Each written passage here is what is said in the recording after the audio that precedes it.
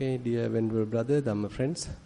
So we are going to start the second Dhamma discussion. So we have received few reports and we'll start with the written reports. Good afternoon, respected Bhante and Dhamma friends.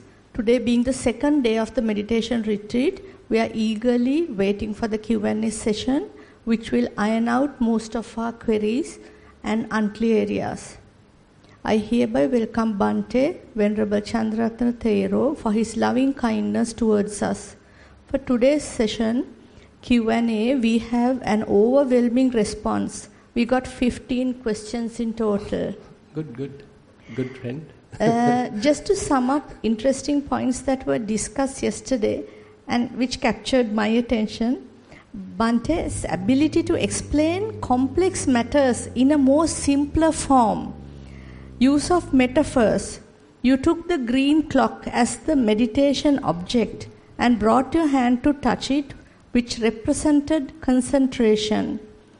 When explaining the phenomena on first dhyana, touch only on the surface level without penetrating deeper, which is a characteristic of first dhyana. So your ability, your teaching skills are greatly respected and valued.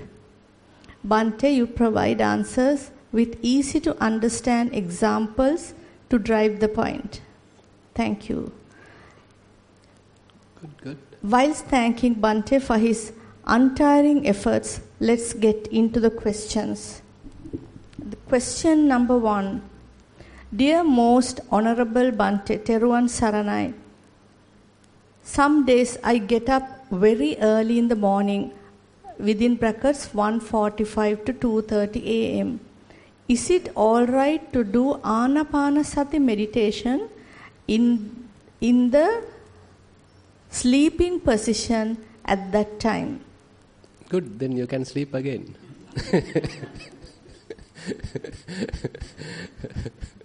Because easily you can sleep. I mean, sleeping posture is a very good posture because you are completely relaxed.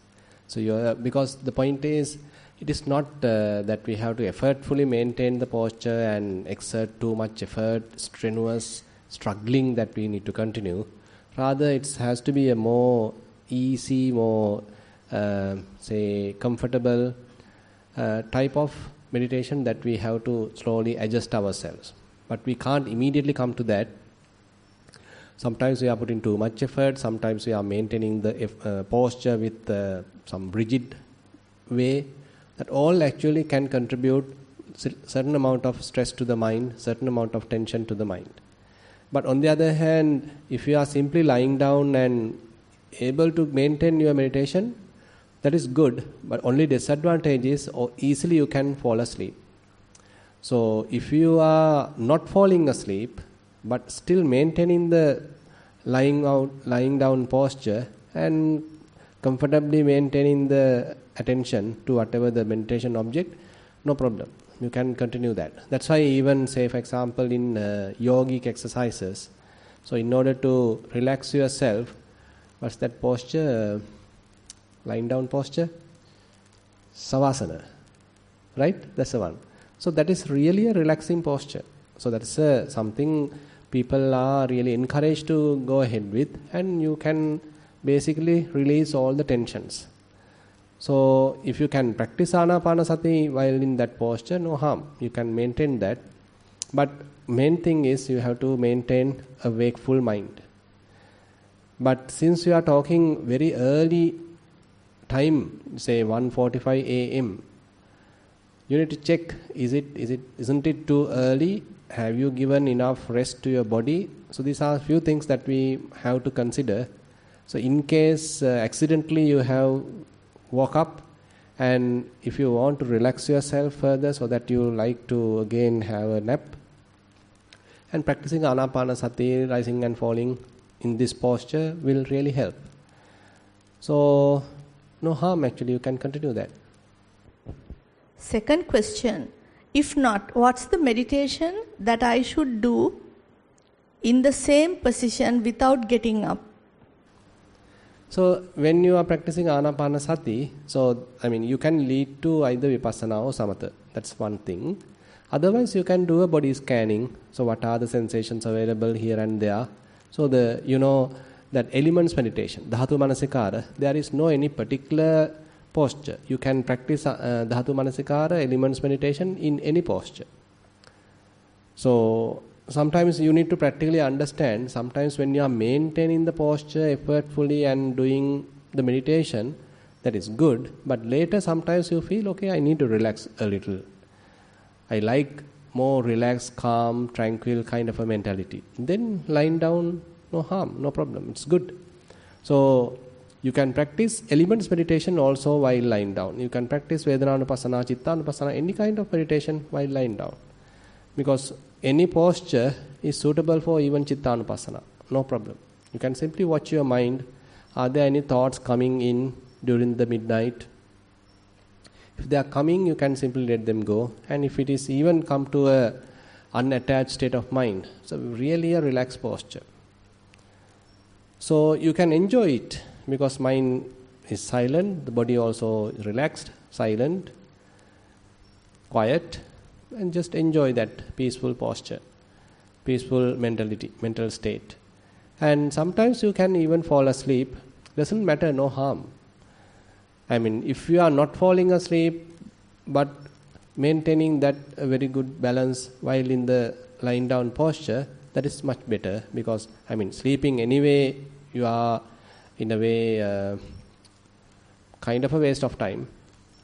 But now if you are fully awake and maintaining the lying down posture with a awakened mind, that is welcome.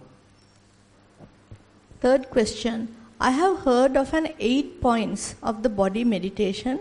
What is it? Is it Vedanupassana? Vedananupassana? No, actually, yeah. If so, what are the 8 points? Actually, this is a tradition coming from Mahasi. Mahasi tradition, they are talking about 8 points, Atapola Belima. They are trying to recognize 8 places. Once you sit, that 8 places are being touched. So, but in Nissarana, we don't particularly say you need to check the 8 points. We in general say you can check whatever the place it is touching. So, in case you are, say, practicing Dhatu Manasikara, this is a kind of an entry point. So, I can't exactly remember the exact 8 points. We can figure out, like, say, if you are keeping your hands one top of the other, there may be 1 point or 2 points. Then if your legs are cross-legged, so another point. So your buttocks are touching the cushion, another point, 2 points maybe. So likewise, these are not very hard and fast rule. Exactly you need to find out only 8 points. It is not like that. You can maintain kind of a awareness. So where you can exactly feel certain touch sensations. Even your clothes may be touching the body. So you can even recognize how the clothes are touching and how they are making a little bit of touch sensation. So likewise, this kind of instructions are good, no harm, but have a little open mind. So wherever it is touching, wherever you feel any sort of sensation, all are valid. So if you go to Panditarama, so they don't particularly say, okay, you have to look at only 8 points, so only these are the 8 points, well defined 8 points. They don't say like that. But from the old Mahasi tradition, they certainly specify, okay, these are the places, these are the 8 points you need to look at. So it's up to the yogi. But I prefer to maintain a little bit of flexibility. So wherever prominent, wherever you feel any touching sensation, you are free to look at it. Fourth question. Most Venerable Bhante, walking meditation. I walk without noting. I feel relaxed and stress-free. I am mindful of the touch sensation, but mostly it goes to thoughts. I see the arising of raga the moment it arises and it quickly disappears. Sometimes the moment it arises, I contemplate as this thought is not me, mine or myself.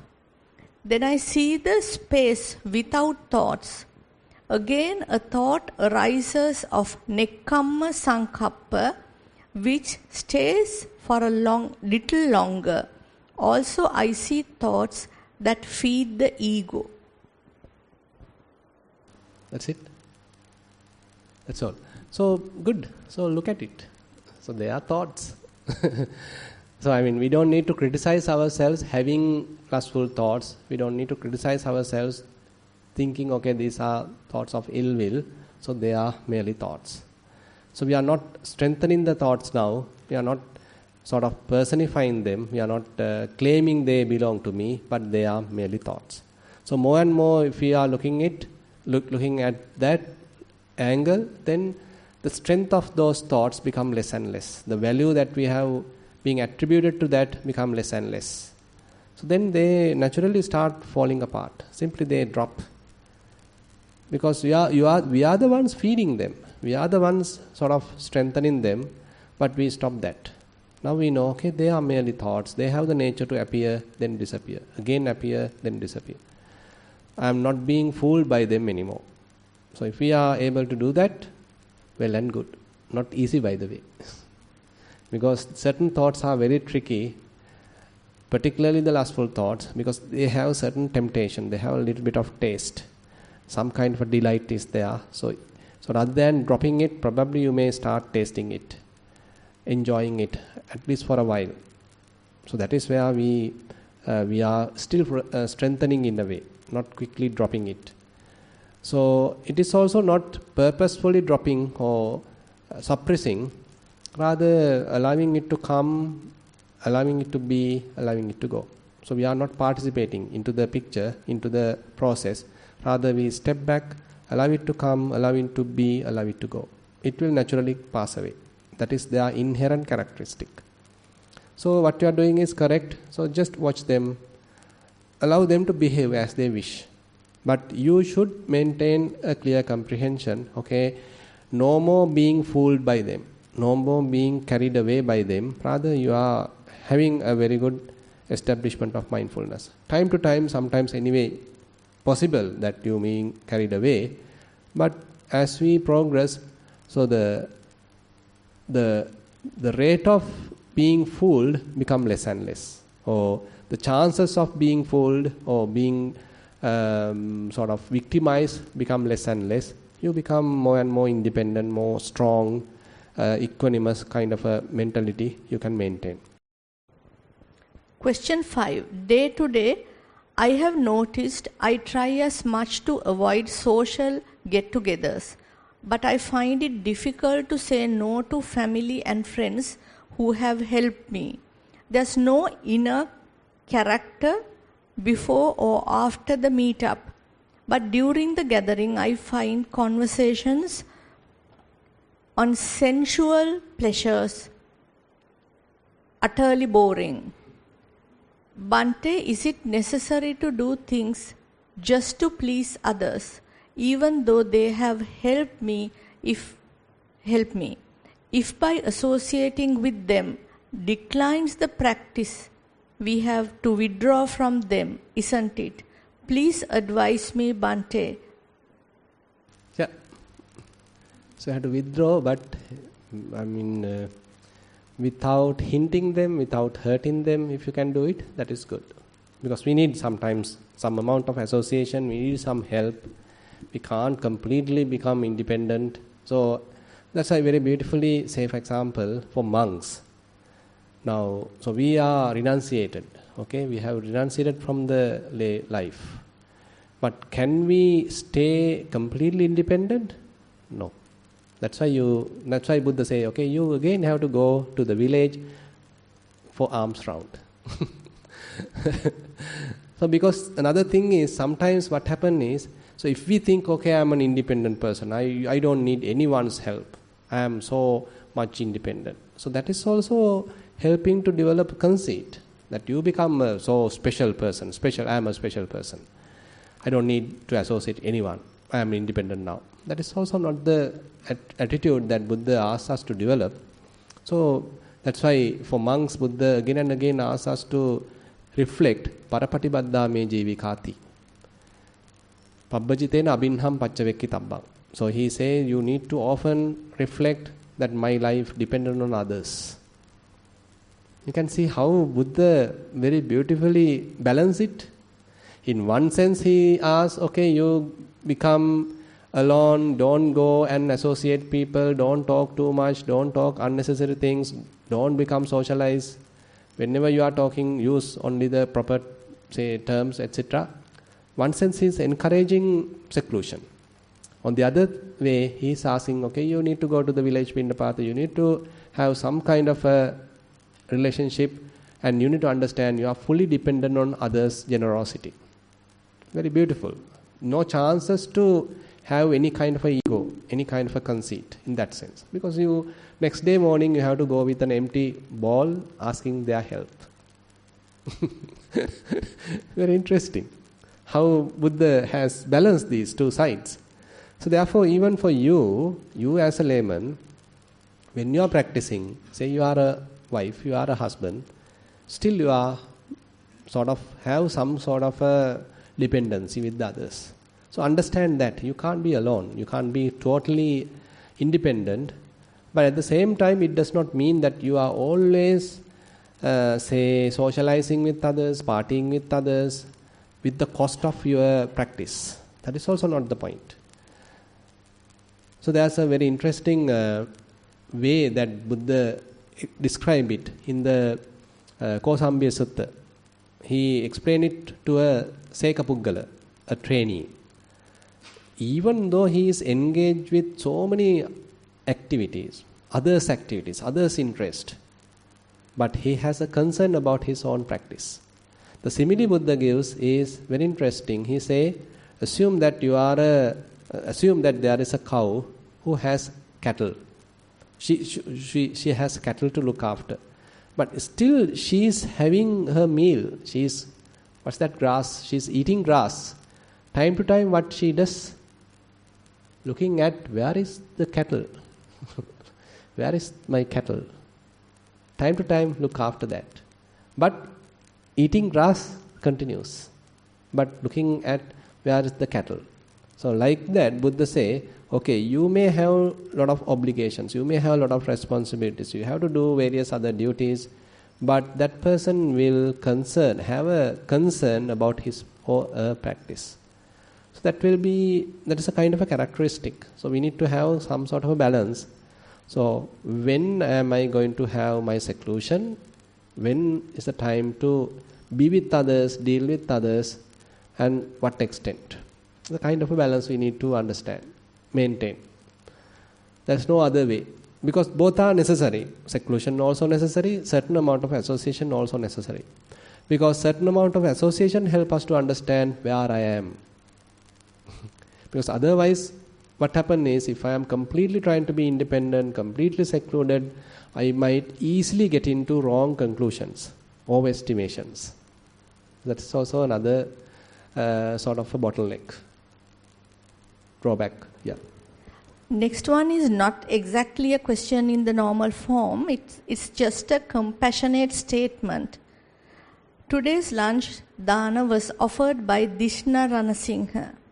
Merits of this dana is to be transferred to her parents, wishing them good health and longevity, and to all yogis who are practicing to shorten samsara. Good. So my job she has done. So usually in the evening we share merits. So we did it now. Question number 7. Dear Bhante, Teruvan Saranai, I observed that there are 2 different explanations given for how to deal with incoming thoughts when practicing samatha meditation. In one explanation, it says, as a guard at a fortress, within brackets sati, not to allow unwholesome thoughts. Yes. What's the other one? Any other thing? Not to allow. That's next question. No, it may continue. All right, okay. The thing, yeah. In the second explanation, it says, find the root course and let go. Please explain what is the best or another way to respond to incoming thoughts. Yeah, actually many methods are there. So you are using one scenario. So in this case, as a guard. So you are guarding the mind. You know exactly what are the thoughts going on, and if they are unwholesome thoughts, you simply drop them. If they are wholesome thoughts, okay, you allow them. That is one stage. Well explained in the Dvedaha Vitakka Sutta of Majjhima Nikaya. So you are categorizing thoughts. These are wholesome, these are unwholesome. And you understand the consequences of unwholesome thoughts. So what are the bad impact, result to yourself and to the others. And when you know that, so Buddha say, okay, simply now you can drop unwholesome thoughts. Probably you can promote the wholesome thoughts. The next stage is, there he say, okay, now I have only wholesome thoughts.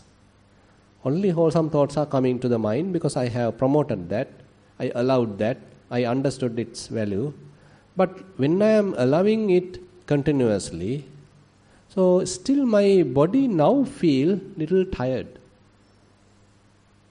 Because thinking is producing some amount of friction to the body. Thinking produces some amount of tiresome atmosphere in the body. So now I have decided even to stop wholesome thoughts. Keep the mind quiet.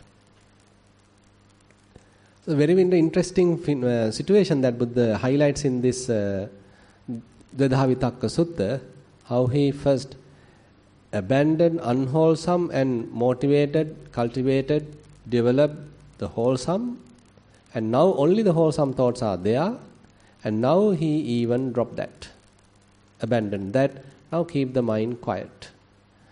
And similarly in the Vitakkasanthana Sutta, the next sutta in the Majjhima Nikaya, there he comes up with 5 methods to overcome these different thoughts. The first one is, he say, kind of a replacement technique. Say you have lustful thoughts. So instead of continuing lustful thoughts, say you are developing loathsomeness of the body, asubha bhavana, understanding the loathsome nature. So then the lustful thoughts will be dropped. Instead the loathsomeness will be, say, understood. Now lustful thoughts are dropped. So you have balanced that using a replacement strategy. The next one, Buddha say, so you understand the consequences, you understand the danger, disadvantages of unwholesome thoughts, adinava. So when there are certain different kinds of unwholesome thoughts, you understand what are the disadvantages if I continue this. Then more you are sort of convinced about the disadvantages, then those thoughts are dropped. That's another strategy. Say, another strategy Buddha say, the third one, asati amanasikara. Like, say, if you are looking at someone, say you have a certain person that you don't want to look at, don't want to be with. So on the way to a particular place, if that person is coming here, coming to the same direction, you can simply look out, like you are turning your head. So likewise, Buddha said, don't pay attention to them. You are simply ignoring them. Because we are the ones giving some attention, we are the ones strengthening them. Instead, what you do is simply you ignore them. Devalue them, ignore them. Asati amanasikara. That's the third method Buddha mentioned. The fourth method is that you are going to the root, as this has mentioned. So you are trying to go to the root. When certain thoughts are available right now in your mind, what you do is you are trying to look at the previous step. So what is the thought before current thought? So there are certain thoughts available currently in the mind, how they have produced. What is the previous stage of these thoughts? And if you are able to trace that, then you are going to the previous stage. So when you are applying Yoniso Manasikara like this, what happened to the thoughts? They will stop. Because we are not feeding them, rather we are trying to find the causes, the previous stage, ultimately this become redundant, helpless, not being supported. They will simply sort of dropped, simply disappear. Vitakka Mula Santana something. Vitakka Santana Mula. So when there are thoughts available, instead of you are seeing the thought, you see the causes, you see the previous stage, then again another previous stage. So likewise you are going to the Mula, you are going to the source more and more, then naturally the thoughts will be disappeared. The last stage is entirely using the willpower. He says certain thoughts are coming, unwholesome thoughts are coming, so you applied. So all these 4 stages Buddha asks us to apply in orderly manner. So you try the very early stage, the very first method, like a replacement technique. That is more easier maybe. If it doesn't work, probably you can try the adinava. You can try what are the disadvantages. That is another one. Even if that doesn't work, then you can try asati amanasikara. Even if it doesn't work, then you can go for the finding out the root, finding out the previous stage. Even that does not work, then you use your willpower. You crunch your teeth, stop it. Simple as that. So that is the 5th method. So this is very well explained in the Vitakka Santana Sutta of Majjhima Nikaya. Very, very interesting. And the interesting part is, now mind works according to your wish. Previously what happened? Defilements are there. You are simply follower of the defilements. You are simply follower, a victim of the defilements. You are simply following that. But now thinking comes under your supervision. Thinking comes under your control. If necessary, you can think. If not necessary, you can keep the mind quiet. Very beautiful. I mean, really interesting sutta. You all better read it. I think we covered it maybe some time back in Kalalgoda also. So very frequently used sutta to overcome prapancha. Question 9 and 10 we'll take together because one springs from the other. Dear Bhante, after listening to the Dhamma sermon in the morning, I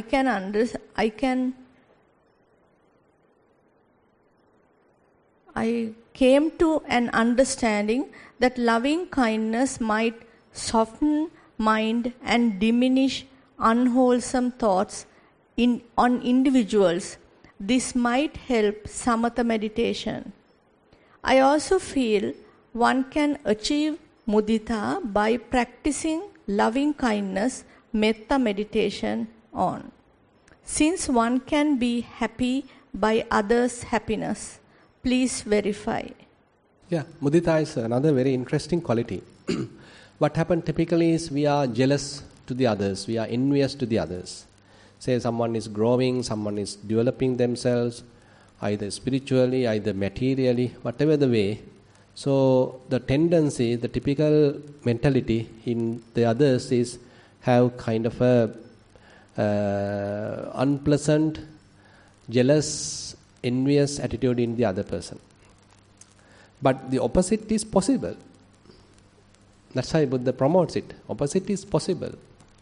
Say someone is developing his or her spiritual qualities, trying hard, working hard. So you can appreciate that, you can have a pleasant look, and you yourself can be motivated. That's another side. And say someone is working hard and developing in their material side. Say they are buying a new car, maybe getting a promotion. So not by the bad means, but with some hard work, say for example, if they are doing it like that, so why can't we appreciate that? Why can't we be happy with that? So the people who can be happy with someone else's success are the most happy people who are living. Because you know that as individuals, we can't say that every day we are successful. Because some days we may fail, some days we are into the downside. And sometimes gain, sometimes loss. And sometimes praise, sometimes blame. And certain days may be happiness, certain other days suffering. So we are going through this ups and downs. vicissitudes of the life. So we can't be happy every day. But how about looking at the others? When others are being happy, still then we can be happy. But personally, I might not be going through a certain favorable situation, but another person may be going through a favorable situation. I might not be personally receive something, but someone else has received something. I might not be personally praised, but someone else has praised. But if I can be happy with someone else's praise, someone else's gain, someone else's happiness, then I get more chances to be happy. So that's the logic, basically. Then you have many chances to be happy. Say for example, say you have children. So on your children's success, you can be happy. Your husband's success, you can be happy. Your wife's success, you can be happy. So your neighbor's success, you can be happy. Your president's success, you can be happy. So everyone's success, you can be happy. Rather than being jealous, so you can be happy. So happiness become more abundant. So, but what happens is we always tend to find fault. So they become like this because of this. So we are always finding fault. Actually, I don't know. I mean, Sri Lanka now, this has a real bad trend. So people are not happy. They are with, that grumpy mood, with a bad face, always finding fault with others, always complaining, not happy. So who is the one suffering? We are the one suffering. You can't be happy because you find fault with others every time. Every time there is a reason for you to be unhappy. Every time there is a reason for you to be complain. Never going to be happy. So therefore this is something that we need to learn, how to stop complaining, how to stop finding fault, instead find some reason to be glad. As Bhante Dhammajiva often used to say, it's a kind of a glad game. Even in a particular situation, looks like unfavorable, but can you find a reason to be glad? Then you can be happy. One who is much benefited is yourself. So therefore, mudita in that sense is a really interesting type of meditation, and that is something we purposely have to develop sometimes, because our minds are too much into find fault, too much into critical thinking, and always finding reasons to be unhappy. So that's a problem. So therefore these are the areas that we need to grow as human beings, and particularly as a society. Because I found that certain other countries are there, they are happy. Even when they meet, hi, how are you? No one, they didn't have ever met, hi, how are you doing? How are you doing today? Maybe some superficial way, but at least have a little smile. Have a smile at least. There's another human being coming forward. Can't you have a smile? It's very difficult to have a smile even. I don't know. People don't know how to smile. Very, very pathetic situation as human beings. We are suffering in that sense. We have less chances to be happy. Always with a grumpy mood, always with a grumpy face. Ultimately die with worried. As Bhante Dhammaji say, intercity to the hell. Because every day unhappy, every day finding fault, and you are directly to the hell realm. But be happy, laugh, smile. When someone is successful, you also be happy, enjoy. So the path to the whatever the Nibbana is through happiness, not through worries. That's why Buddha encouraged the Piti Sambojjhanga. Piti as a Sambojjhanga, tranquility as a Sambojjhanga. So you have to become a more happy person, contented person. So that's why Buddha, as the very introduction to Satipatthana, that's why he say Dukkha Domanassanam Attangamaya. So as you are practicing, whatever the suffering, whatever the domanassa, whatever the mental despair you have, that has to be reduced. Instead, you have to become a more joyful, happy, pleasant person. Very close to mudita. Question 11. Most respected Bhante, could you please explain how to reduce thinking over and over again, please? Yes, over and over again, apply your mind to the breath. Over and over again, apply your mind to the touch sensation of your foot. That's the strategy. So, because immediately you can't confront thinking, because thinking is a kind of a habit, and many defilements are there, many hindrances are there. Immediately tackling it very difficult. That's why we are starting with Kayanupassana. So don't worry about thinking. As much as possible, be with your body, developing body awareness. When your foot touching the ground, keep your attention there. Again, foot touching the ground, keep your attention there. Don't worry about thinking. Then what happens is, again and again, you are interrupting the thinking. You are weakening the thinking, because you time to time pay your attention to the foot. That is a real blow to this overthinking. And on the other hand, there are other strategies, like say for example, you are overthinking about a particular subject. Again and again that comes to your mind. So completely deviate from that, as we just discussed in the Vipassana Sutta. So instead of allowing the mind to continuously pondering on a given subject, that particular thing, say you purposely deviate from that, purposely take your attention to something else, something interesting, something which is completely different topic. Change the topic, so that it will slowly disappear. Whatever this torturing type of thought will be slowly disappeared. Now your mind engage with something else. So, and you can use this Vipassana Sutta. We already discussed. All those strategies are for you. Question 12. When something problematic thing happened, at that moment I do Vipassana and ignore it. But later when the same thought come again, I notice my mind grabs it. Tell the incident to my family members. How can I get rid of this second thought popping up? It will take time. So we can't completely stop immediately. But I mean, once a thought is there, so if you are able to understand it, recognize it, not promoting it, if you are able to be mindful about it, it will slowly fade away. But it doesn't guarantee it will never come again. It will never come again once you attain arahantship. Till that they will come. That can't help. That's why, say for example, say you have a lustful thought.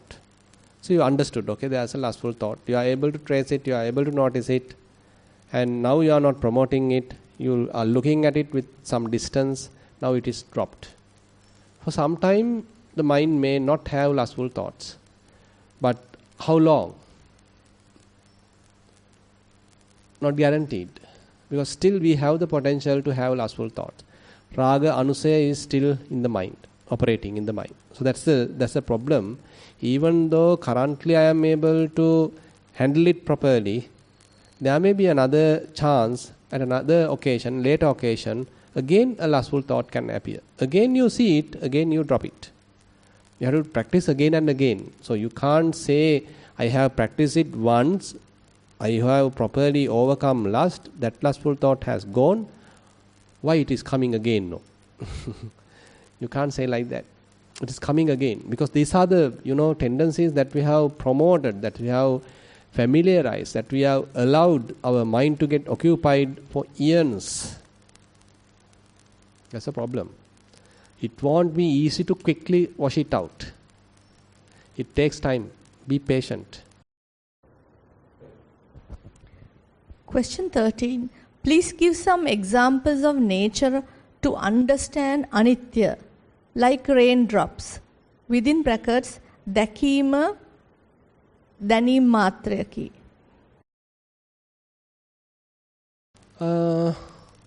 Actually, I mean, if we are attuned to look at impermanence, so many incidents will help you to see it. Even when you see a leaf being dropped, an old leaf being dropped from a tree, so that is also impermanence. Say someone died, that's also impermanence. Say immediately a power cutting. That is also impermanent. So rather than we being angry, so we understand, okay, there's a power cut, it was there, now it's not available. Say a mosquito comes and sing to your ear and then go. Maybe you are expecting that singing more, but disappeared. Impermanence. I mean, we can look at in a mundane way. I mean, these are, mundane examples. So these are not the proper Vipassana related examples. But if you want to see from a very deeper sense, then you have to go to the, elements level. That's why we need certain amount of mindfulness, certain amount of concentration, and then you are applying your concentration to the body. Then certain maybe sensations are there, feelings are there, thoughts are there, or element characteristics are there. Now you are at the very fundamental level. You are looking at that fundamental characteristic. Impermanence at to the very root level, very fundamental level. So this is the deeper level of understanding impermanence. So when you see with a very silent mind, balanced mind, how things are coming and going, how a thought appear and then disappear, how a feeling appear and then disappear, how say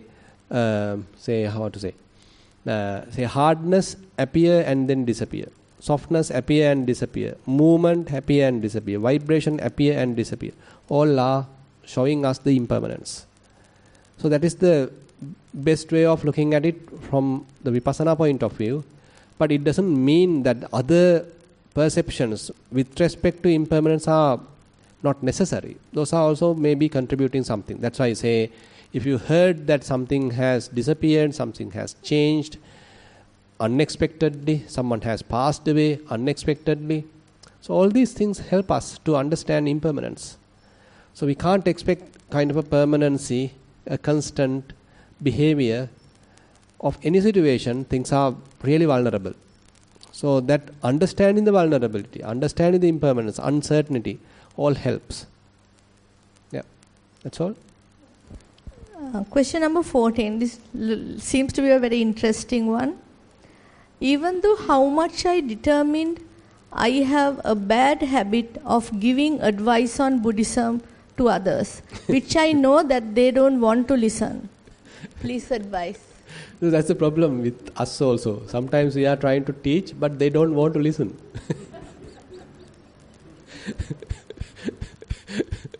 At least when at Nissarana and this kind of retreats, no problem, because they are coming to listen. Either they like it or not, they have to listen now.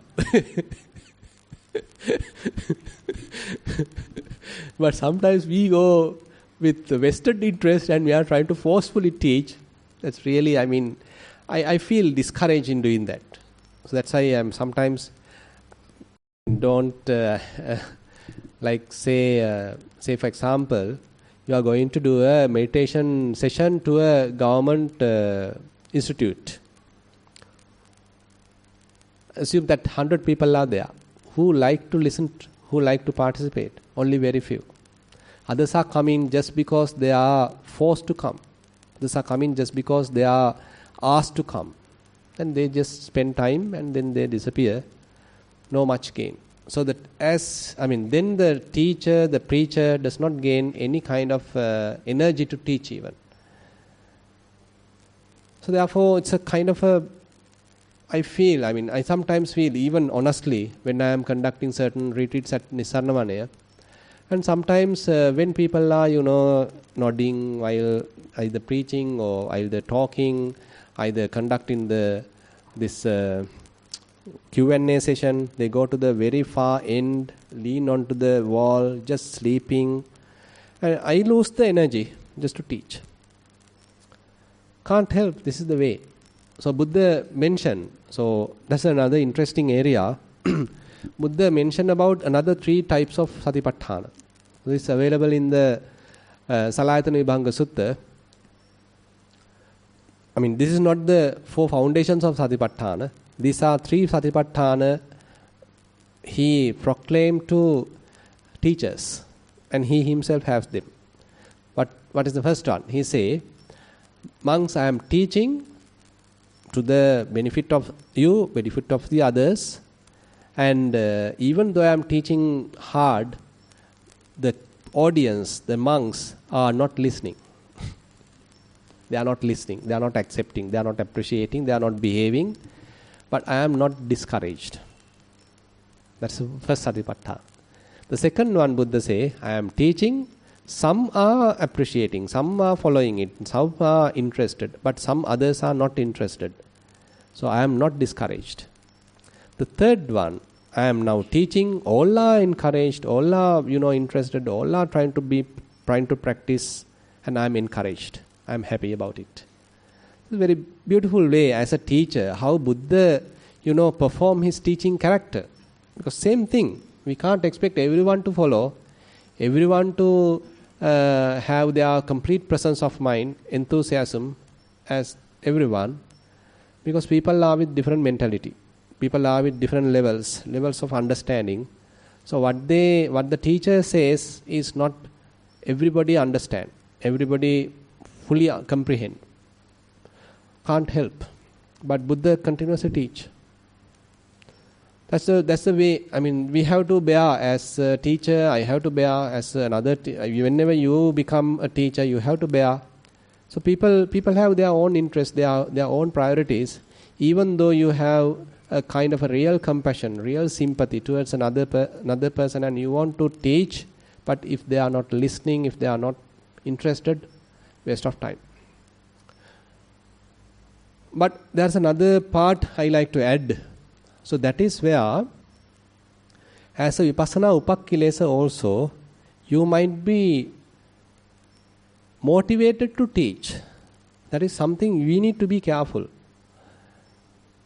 You can't stop yourself. You can't stop completely, become silent, but your mind start talking with respect to the Dhamma. And now you can't stop teaching another person. You catch someone, even a pedestrian going on the road, you catch him, I want to teach you, please listen, this is the Dhamma. That is something wrong with you. That can happen.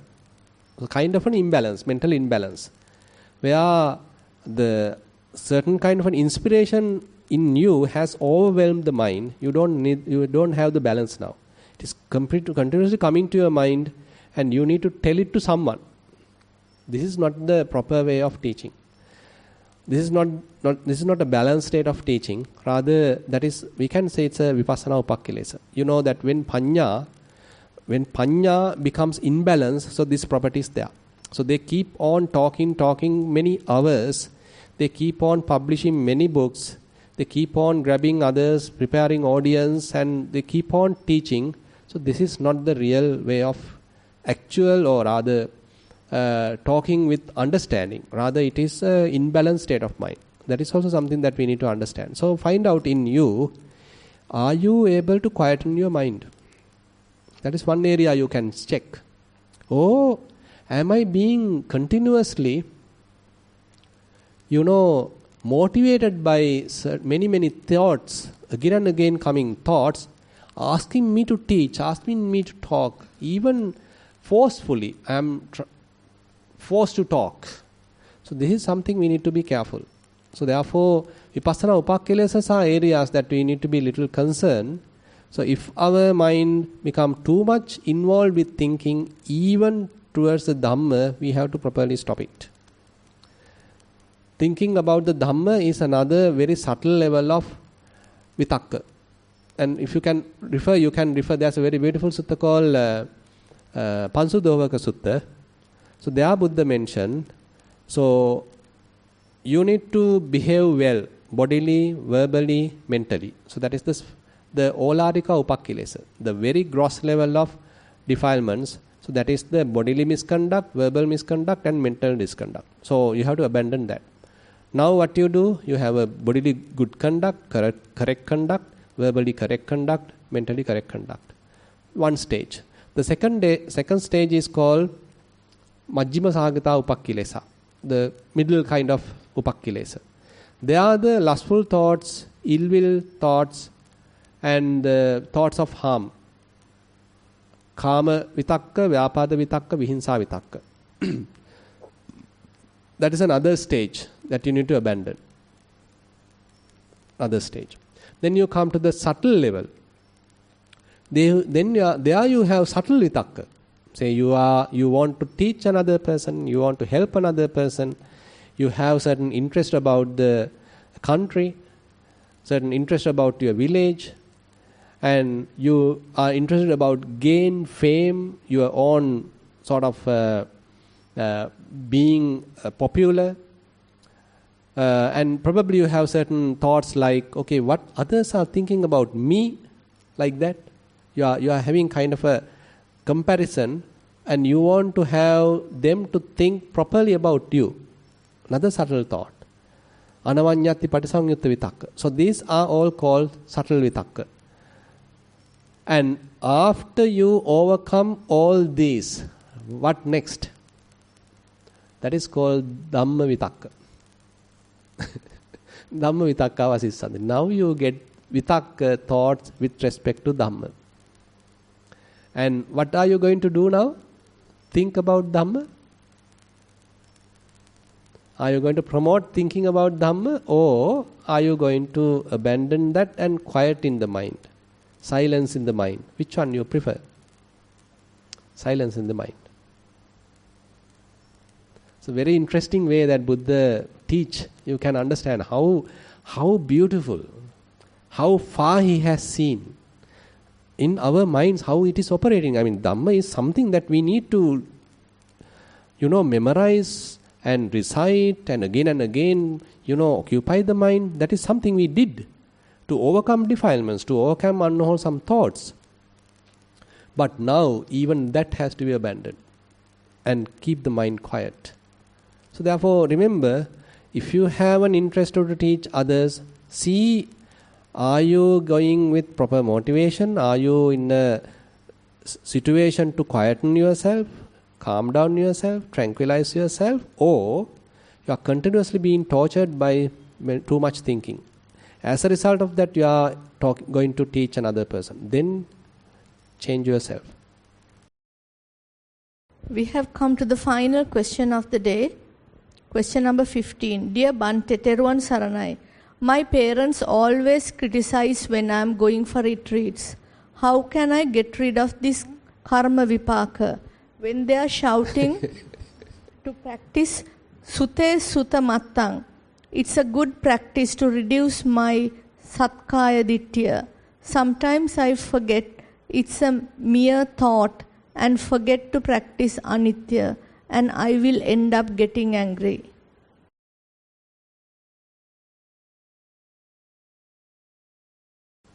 Yeah, actually, it is a blessing that if our parents are encouraging us to practice, but that blessing not always available, not every day available, or not everybody experiencing it. But sometimes what happens is they are discouraging because they have different interest, they have different priorities. So, for example, you want to sit, you want to practice, but they are saying, what the waste of time? You go and work hard, you earn money, you go to this, go to that. So they are talking from the materialistic point of view. But you may be enthusiastic, you may be interested about spiritual growth, but they are not. Can't help. Because we can't say everybody to align with our way of thinking, everybody to appreciate what we do, and they simply say we are wasting time. And what a fool you are just to look at breath. Waste of time. True, isn't it?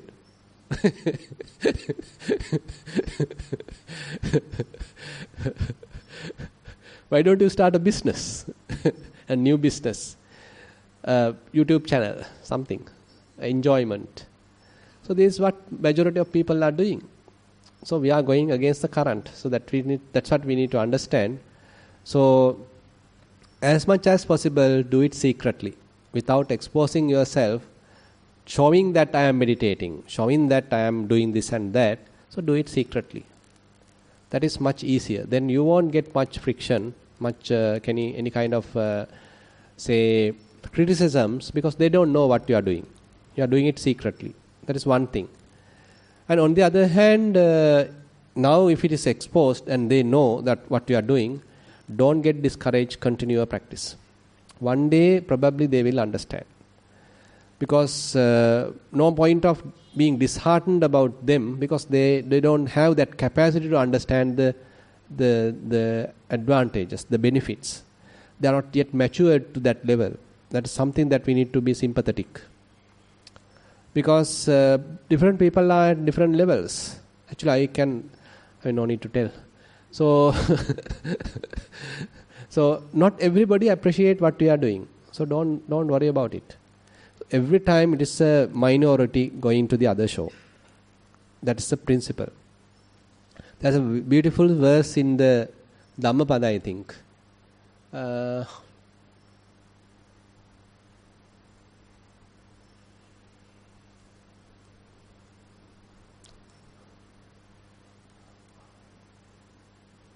There's a beautiful verse, it doesn't come to my mind. There's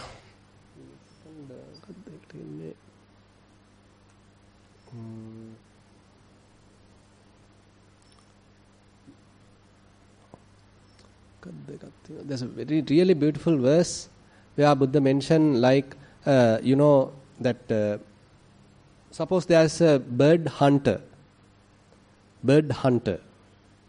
and he has a really strong net. Suppose there is a flock of group of birds, and onto that group of bird, so this hunter throws that net. How many birds will escape? If it is a really skillful, clever hunter, once he spread his net to a flock of birds, how many will escape from that? How many birds will escape? Assume that there were 100 birds. Once the hunter throw the net, how many will escape? Do you think many will escape? Only a few will escape. That's what Buddha mentioned. So don't expect everybody to understand what we teach, what we are talking. The Dhamma, it is only a minority. That's the nature that we need to accept. So there's that verse I can't remember. This is the content of the verse, but I can't remember the Pali verse now. I'll try to find out. Yeah, that's it. And those are the questions we have received. And exactly 1 hour. Okay, then we'll wind up. I think there are no more questions. So try to escape from the net. Thero and Sandai.